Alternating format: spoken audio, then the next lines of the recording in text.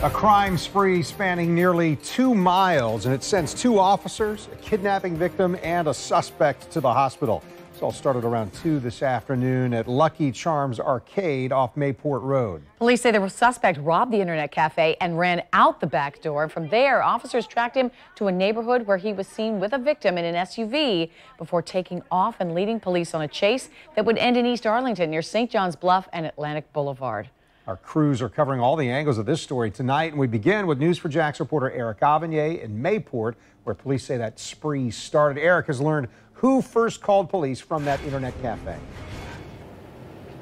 Yes, like you said, that crime spree actually began right here at the Lucky Charms Arcade when a gunman walked into the place and basically robbed the place at gunpoint. Now, that gunman had no idea that someone was watching surveillance video, and that person called 911 to have officers en route.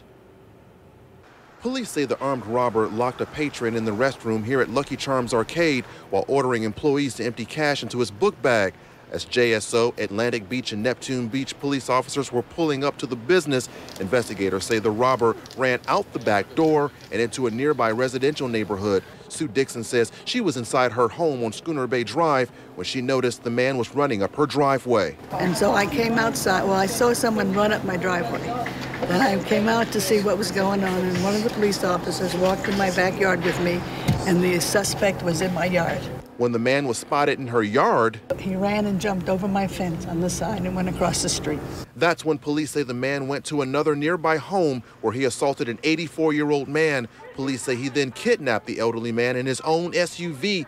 This is cell phone video shot by a neighbor across the street. It shows the SUV being driven right out the garage. We thought it was the guy, the old man that lived there, that was just trying to get out of the house away from the man, because we saw him like hop over the fence into his house and I guess break into his house. So we just thought like, oh good, he's trying to get out of the house away from the guy. Maybe that's what they told, like the officers communicated to him to get out. Not realizing he was in that van. Yeah, he was in the back seat apparently. Police say the fleeing man led officers on a high-speed chase. 1 mile from where the car chase began, a JSO officer was attempting to lay spike strips ahead of the fleeing vehicle near the intersection of Mayport Road and Wonderwood Drive.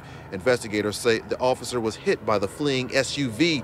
A witness says several other officers rendered aid to the injured officer before paramedics arrived. They were giving CPR and to him, and his hand was moving, there was movement. Thankfully, the officer survived the impact.